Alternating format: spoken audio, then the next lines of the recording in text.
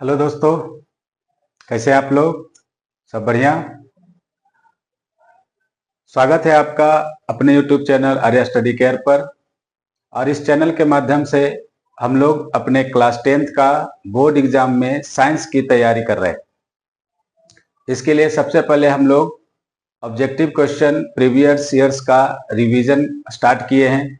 उसी सिलसिले को आगे बढ़ाते हुए ऑब्जेक्टिव क्वेश्चंस के रिवीजन का आज हम लोग का दूसरा क्लास है। तो साथियों, आई होप कि आप उस फर्स्ट वीडियो को अच्छे ढंग से रिवाइज कर लिए होंगे और उसी का नेक्स्ट वीडियो है जिसे हम लोग लेकर के आए हैं। तो अच्छे ढंग से आप इसको ध्यान से देखेंगे, समझेंगे, जानेंगे, कोशिश करेंगे कि इसे देखते के साथ रिवाइज करते हुए याद कर लें। तो साथियों, आज का पहला क्वेश्चन है कि जिंक तथा सल्फ्यूरिक अम्ल के बीच अभिक्रिया से निम्न में से कौन सी गैस निकलती है? जिंक तथा सल्फ्यूरिक एसिड के बीच अभिक्रिया हो रही है। जिंक का फॉर्मूला है Zn और सल्फ्यूरिक एसिड H2SO4। अब कहता है ये दोनों के बीच अभिक्रिया होगा तो कौन सी गैस निकलेगी? तो ये हमारा बन जाएगा जिंक सल्फेट और बच जाएगा हाइड्रोजन। तो हम लोग के लिए option number C hydrogen gas निकलेगी। नेक्स्ट कहता है विद्युत मोटर परिवर्तित करता है। तो विद्युत मोटर का इस्तेमाल कब करते हैं? जब हमें विद्युत ऊर्जा को यांत्रिक ऊर्जा में बदलना होता है। हमेशा याद रखेंगे कि विद्युत मोटर जो होता है विद्युत ऊर्जा को यांत्रिक ऊर्जा में कन्वर्ट कर देता है, बदल देता है। नेक्स्ट देखेंगे अमीबा अपना भोजन कैसे पकड़ता है। अमीबा अपना भोजन कैसे पकड़ता है? क्योंकि अमीबा एक एक्वेटिक एनिमल है तो वो अपना भोजन पकड़ने के लिए फॉल्स फीट का इस्तेमाल करता है, जिसे इंग्लिश में स्यूडोपोडिया और हिंदी में दिया हुआ है कूटपाद। तो हम लोग याद रखेंगे अमीबा अपना भोजन कैसे पकड़ता है या चलन कैसे करता है, तो कूटपाद के द्वारा या स्यूडोपोडिया के द्वारा। नेक्स्ट है कौन सा एंजाइम वसा पर क्रिया करता है? वसा पर क्रिया करने वाला एंजाइम लाइपेज, जो अग्नाशय से या पैंक्रियाज से निकलता है।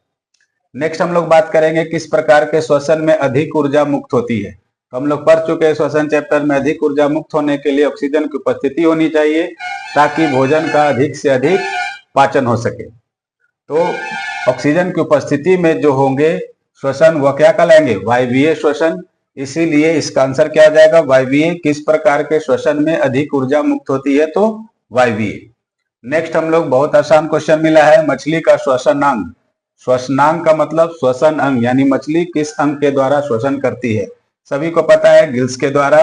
Option number B. नेक्स्ट है जब किसी अभिक्रिया के समय किसी पदार्थ में ऑक्सीजन की वृद्धि होती है, यानी ऑक्सीजन और उसमें मिल जाता है, तब उस अभिक्रिया को या उस प्रक्रिया को क्या कहा जाता है? तो कहता है निम्नलिखित में से क्या कहा जाता है? तो वैसे अभिक्रिया को कहा जाता है उपचयन अभिक्रिया। नेक्स्ट है अम्ल का पीएच मान। पीएच का फुल फॉर्म क्या होता है? Power of hydrogen. तो अम्ल का पीएच मान क्या होता है? 7 से कम। नेक्स्ट है धोने का सोडा का आणविक सूत्र। धोने का सोडा, वॉशिंग सोडा जिसको भी आप बोलते हैं, क्या कहलाता है? Sodium carbonate Na2CO3 into 10H2O। याद रखेंगे, बहुत ही फेमस क्वेश्चन है, बार बार पूछा जाता है। उसी से रिलेटेड एक और क्वेश्चन पूछा जाता है बेकिंग सोडा, खाने का सोडा। तो उसमें हम लोग कहते हैं यहाँ जो सोडियम कार्बोनेट है वहां हो जाएगा सोडियम बाइकार्बोनेट। नेक्स्ट कहता है मधुमक्खी का डंक एक अम्ल छोड़ता है जिसके कारण दर्द एवं जलन का अनुभव होता है। दर्द भी होता है, जलन भी होता है, और वह अम्ल कौन सा है? तो मधुमक्खी के काटने से जो जहर फैलता है या सनसनाहट होता है वो किसके कारण होता है? तो मेथेनोइक अम्ल के कारण। मेथेनोइक अम्ल को ही एक और फेमस नाम से जाना जाता है जिसको कहा जाता है फॉर्मिक अम्ल। किस नाम से जानते हैं? फॉर्मिक अम्ल। तो कहीं पर अगर फॉर्मिक अम्ल मिला तो ठीक, नहीं मिला तो मेथेनोइक अम्ल मिलेगा। फॉर्मूला कभी कभी पूछ लेता है फॉर्मिक का, मेथेनोइक का, तो HCOOH। क्या लिखेंगे? HCOOH, मिथेनोइक अम्ल या फॉर्मिक एसिड। नेक्स्ट बात करेंगे निम्न में कौन उभयलिंगी है। आप लोग को पता है, साथ ही बताए थे हम लोग कि जीव जो होते हैं वह 3 प्रकार से, एक लिंगी, द्विलिंगी और उभयलिंगी। उन्हीं में से पूछा जाता है उभयलिंगी का मतलब क्या होता है? वैसे जीव जिसमें नर और मादा दोनों तरह के जनन अंग का गुण पाया जाता है, वैसे जीव को कहा जाता है उभयलिंगी, जो खास करके निम्न श्रेणी के जंतुओं में देखने को मिलता है। इसमें से निम्न श्रेणी का जंतु आपको दिख रहा है, केंचुआ, सरीसृप, इन सब में उभयलिंगी जीव कहलाते हैं। नेक्स्ट है, मेंडल ने अपने प्रयोग के लिए किस पौधे को चुना? बहुत ही आसान, मटर। नेक्स्ट है, निम्न में कौन एक अवशेषी अंग है? तो अवशेषी अंग के बारे में वेस्टिजियस ऑर्गन बोला जाता है। कि वेस्टिजियस ऑर्गन कौन सा होता है? इसे कहते हैं वैसा ऑर्गन जो अंग तो है लेकिन उसका कोई शरीर में विशेष काम नहीं होता है, तो वैसे अंग को अवशेषी अंग कहा जाता है। इसमें से आप देख रहे हैं रीढ़ की हड्डी बहुत बड़ा काम है उसका, अंगूठा का काम है, कान का काम है, लेकिन अपेंडिक्स का कोई काम नहीं है। बढ़ जाता है तो और दर्द देता है, जाकर के निकलवा लेते हैं। तो वैसा अंग जिसका हमारे शरीर में कोई काम नहीं है खास, वैसे अंगों को अवशेषी अंग कहा जाता है, इसीलिए ऑप्शन नंबर डी। नेक्स्ट है, चिपको आंदोलन किससे संबंधित है? तो बहुत फेमस क्वेश्चन है, बार बार पूछा जाने वाला, वन संरक्षण से, यानी पौधे बचाने के लिए आंदोलन किया गया था सुंदरलाल बहुगुणा के द्वारा, उन्हीं के से रिलेटेड यह सवाल है। नेक्स्ट है, निम्न में कौन सबसे कम अभिक्रियाशील धातु है? इन सब में सबसे कम अभिक्रियाशील धातु हमारा जेडन दिख रहा है, जिंक। नेक्स्ट है, कार्बन की परमाणु संख्या 6, ये सब याद रखेंगे, छोटा छोटा सवाल है। असंतृप्त हाइड्रोकार्बन जिनमें कार्बन कार्बन परमाणु के बीच त्रिआबंध बनते हैं। त्रिआबंध मतलब ट्रिपल बॉन्ड, त्रिआबंध मतलब ट्रिपल बॉन्ड। तो आप देख रहे हैं यहाँ दिया हुआ एल्केन, दूसरा होता है एल्कीन, तीसरा होता है एल्काइन। Alkane, alkene, alkyne. तो अल्केन में एक सिंगल बॉन्ड, एल्कीन में डबल बॉन्ड, एल्काइन में ट्रिपल बॉन्ड। तो option number B is the right answer. Next कहेंगे, एथेनॉल की क्रियाशील मूलक का सूत्र क्या है? एथेनॉल क्या होता है? OH। नेक्स्ट है, ओल लगा होता है। निम्न में से कौन लेंस का आवर्धन होता है? लेंस का आवर्धन का सूत्र बार बार बताएं, V/U। V क्या है, U क्या है? आपको पहले भी बता चुके हैं कि V और U को भी आप समझिएगा। यहाँ पर हम लोग H' और H की भी बात करते हैं, कई बार आपको ये नहीं मिलेगा तो H और H' के रूप में रहेगा, जहां पर H क्या होगा, हाइट ऑफ इमेज, और ये H क्या होगा, हाइट ऑफ ऑब्जेक्ट, H' क्या होगा, हाइट ऑफ इमेज। यहाँ क्या है, V डिस्टेंस ऑफ इमेज और U distance of object. Next कहेंगे, निम्न में कौन नेत्र का रंगीन भाग है? नेत्र का रंगीन भाग आप कह सकते हैं कॉर्निया, रेटिना, परितारिका, पुतली। आइरिश, नेत्र का रंगीन भाग क्या होता है? आइरिश। आइरिश को ही कहा जाता है परितारिका। अगर नहीं याद रहेगा लिख लेंगे, परितारिका को इंग्लिश में क्या कहते हैं, आइरिश। नेक्स्ट है, वायुमंडल में प्रकाश के किस वर्ण का प्रकीर्णन सबसे अधिक होता है? वायुमंडल में प्रकाश का सबसे ज्यादा प्रकीर्णन जो देखा जाता है वह देखा जाता है ब्लू का। ब्लू को ही हिंदी में कहते हैं नीला। ब्लू को क्या कहते हैं, नीला। और इसी कारण से हमारे आसमान का रंग कैसा दिखाई देता है, नीला। इसे याद रखने के लिए भी शॉर्टकट आप लोग को बताएं, जिसको हम लोग कहते हैं विबजियोर। क्या कहते हैं, विबजियोर। विबजियोर में इतने सारे कलर होते हैं, तो जिसका तरंगदैर्घ्य, वेवलेंथ, ये डिपेंड किस पर करता है, तरंगदैर्घ्य पर या वेवलेंथ पर। तो जिसका तरंगदैर्घ्य सबसे ज्यादा है तो ऊपर से नीचे की ओर बढ़ेंगे तो इसका वेवलेंथ बढ़ता जाएगा। तो जिसका वेवलेंथ ज्यादा होगा या तरंगदैर्घ्य ज्यादा होगा उसका प्रकीर्णन सबसे कम होगा। तो इसमें हम लोगों को दिख रहा है कि लाल है जो सबसे नीचे, इसका तरंगदैर्घ्य सबसे ज्यादा है तो इसका प्रकीर्णन सबसे कम होगा। फिर पीला दिख रहा है, पीला लाल से ऊपर आता है। फिर नारंगी दिख रहा है, ऑरेंज। तो ये तो नीचे का भाग है, इसके ऊपर है ब्लू। तो इन सब में ब्लू सबसे ऊपर है। तो इन सब में चारों में क्या है, ब्लू का जो है यानी नीले का जो है तरंगदैर्घ्य सबसे कम है इन चारों के मुकाबले, इसी कारण से इसका प्रकीर्णन ज्यादा रहेगा। क्लियर है साथियों? नेक्स्ट हम लोग देखेंगे, हमारा नेक्स्ट क्वेश्चन है क्वेश्चन नंबर 22। प्रकाश की किस घटना के कारण सूर्य हमें वास्तविक सूर्योदय से लगभग 2 मिनट पूर्व या पहले दिखाई देने लगता है? यानी कौन सी वह घटना है जिसके कारण सूर्य उदय हुआ नहीं है लेकिन हमें दिखाई पड़ जाता है? मतलब सूर्य उदय होने के 2 मिनट पहले ही हम लोग सूर्य देख पाते हैं, तो वैसी घटना को कहा जाता है वायुमंडलीय अपवर्तन। याद रखेंगे, वैसी घटना क्या कहलाएगा, वायुमंडलीय अपवर्तन। नेक्स्ट है, आयोडीन की कमी से कौन सा रोग होता है? बहुत ही आसान क्वेश्चन है, बार बार पूछा जाने वाला, दैट इज नोन एज घेघा, या इंग्लिश में कहते हैं ग्वाइटर। नेक्स्ट क्वेश्चन है, निम्न में कौन प्यूटिटरी ग्रंथि से निकलने वाला हार्मोन है? हम लोग कुछ ही दिन पहले ग्रंथियों के बारे में चर्चा किए थे।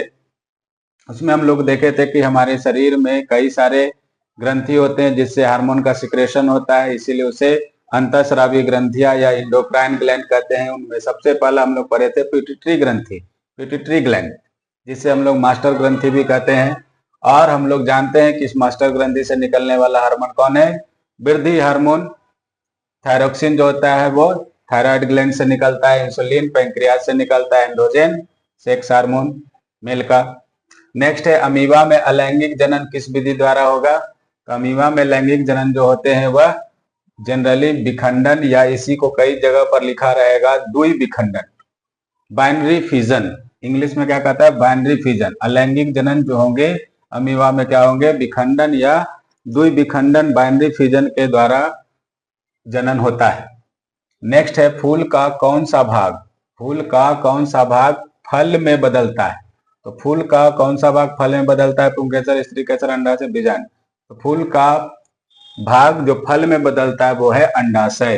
क्या है? अंडाशय, ओवरी।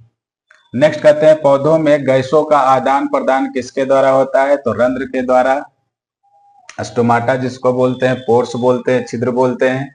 निम्न में सबसे तेज हृदय धड़कन किसका होता है? चूहा का। सजीव जीवधारियों द्वारा किस प्रकार की नाइट्रोजनी पदार्थ या कचरा का उत्सर्जन होता है, जिसे हम लोग बहुत डिटेल में पढ़े थे? इसमें दिया हुआ है अमोनिया होता है, यूरिक अम्ल होता है, यूरिया होता है, तीनों में नाइट्रोजन मौजूद होता है। इसीलिए हमारा आंसर क्या हो जाएगा? ऑल। हमारा आंसर क्या हो जाएंगे? ऑल। नेक्स्ट है, तंत्रिका तंत्र की रचनात्मक एवं क्रियात्मक इकाई। पिछले क्लास में हम लोग देखे थे कि तंत्रिका तंत्र के जगह पर हम लोग का दिया हुआ था दूसरा क्वेश्चन। यहां पर तंत्रिका तंत्र के बारे में दिया हुआ है तो हम लोग का क्या हो जाएगा? न्यूरॉन। वहां पर था उत्सर्जन तंत्र का दिया हुआ, किडनी का, ब्रिक का, तो वहां पर था नेफ्रॉन। यहां पर आंसर क्या होगा? न्यूरॉन। नेक्स्ट है, समीकरण 2H2O2, 2H2 प्लस O2 बन रहा है 2H2O, यानी हाइड्रोजन और ऑक्सीजन मिलकर के बना रहे हैं जल।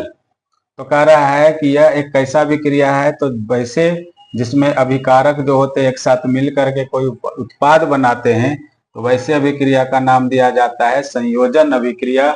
मिल करके बनाने वाले अभिक्रिया क्या बोलते हैं? संयोजन अभिक्रिया। नेक्स्ट है, ग्लूकोज का रासायनिक सूत्र, बहुत आसान है, बार बार पढ़े हैं, C6H12O6। नेक्स्ट आता है, सोडियम की परमाणु संख्या, वेरी इजी, 11। अमीबा में अधिकांश पोषण कैसा होता है? अमीबा का जो पोषण होता है वो जनरली वो क्या करता है? अपने सूडोपोडिया से भोजन को पकड़ता है, अपने सेल के अंदर लेता है, पाचक रस निकालता है और वहीं पर वो क्या करता है? उस भोजन का पाचन कर जाता है और उसी से फिर वो एक्सक्रीशन भी कर देता है। तो पोषण जो होता है अमीबा में वो कैसा होता है? अंतर्ग्रहण, अंदर ग्रहण करके उसी में सारा वो पाचन कर लेते हैं। नेक्स्ट कहा जाता है, आवर्त सारणी के प्रथम वर्ग के सदस्य होते हैं। आवर्त सारणी के प्रथम वर्ग के जो सदस्य होंगे वो क्या होंगे? अम्लीय, अक्रिय, क्षार धातु, मिश्र धातु। तो अक्रिय गैस तो लास्ट वाले होते हैं। प्रथम वर्ग के सदस्य जो होते हैं वो क्या होते हैं? क्षार धातु, बेसिक मेटल्स। निम्न है, निम्न में कौन प्राकृतिक संसाधन नहीं है? वायु है, जल है, मिट्टी है, जीवधारी। तो हमारा आंसर क्या हो जाएगा? जीवधारी। नेक्स्ट है, प्रकाश के परावर्तन के कितने नियम है? बहुत आसान सवाल, 2। तरंगदैर्घ्य को सामान्यतः व्यक्त किया जाता है कैंडेला में, जूल में, एम्पियर में या एंगस्ट्रम में? तो तरंगदैर्घ्य को जनरली सामान्य तौर पर जो व्यक्त किया जाता है वो एंगस्ट्रम में व्यक्त किया जाता है। एंगस्ट्रम का साइन किस तरीके से होता है? इस तरीके से। नेक्स्ट कहते हैं, रासायनिक अभिक्रिया में भाग लेने वाले पदार्थ को क्या कहा जाता है? रासायनिक अभिक्रिया में भाग लेगा उसे अभिकारक या रिएक्टेंट, क्या कहते हैं? अभिकारक या रिएक्टेंट, रिएक्ट करने वाला। और जो बनता है उसे कहते हैं प्रोडक्ट या उत्पाद। नेक्स्ट है हमारा टूथपेस्ट, जो इस्तेमाल करते हैं कोलगेट, क्लोजअप वगैरह, उसके बारे में पूछ रहा है कि वह किस नेचर का होता है, कैसा होता है? क्या वो अम्लीय होता है, क्या वो क्षारीय होता है, क्या वो उदासीन होता है?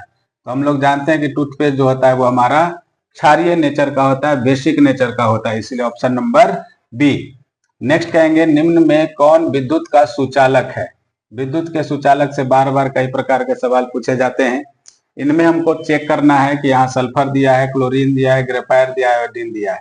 इन चारों में जो हमारा ऑप्शन है वो है सी। ग्रेफाइट जो होते हैं वो विद्युत का सुचालक होता है। ग्रेफाइट जनरली आपको कहाँ देखने को मिलेगा, तो पेंसिल का जो नोक होता है वो भी ग्रेफाइट से बना होता है और वो भी विद्युत का सुचालक होता है। नेक्स्ट क्वेश्चन है कार्बोक्सिलिक समूह कौन सा है, तो कार्बोक्सिलिक समूह क्या होता है, COOH।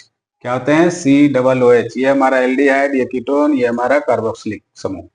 नेक्स्ट है अमीटर से क्या मापा जाता है। अमीटर क्या है, एक यंत्र है जिससे हम लोग विद्युत धारा मापते हैं। क्या मापते हैं, विद्युत धारा। इलेक्ट्रिक करंट मापने के लिए आ रहा है कि नहीं, जा रहा है कि नहीं, चेक करने के लिए जो इंस्ट्रूमेंट इस्तेमाल करते हैं वो क्या है, अमीटर।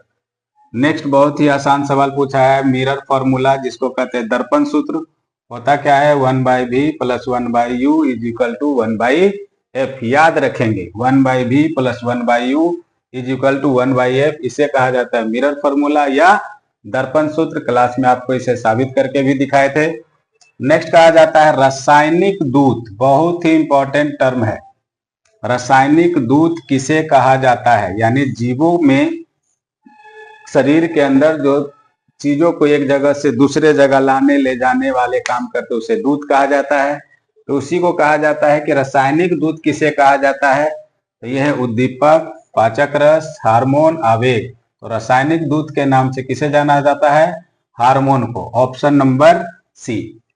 क्लियर साथियों, तो आज के क्लास में हम लोगों ने लगभग 45-50 के आसपास ऑब्जेक्टिव क्वेश्चन का रिवीजन किया।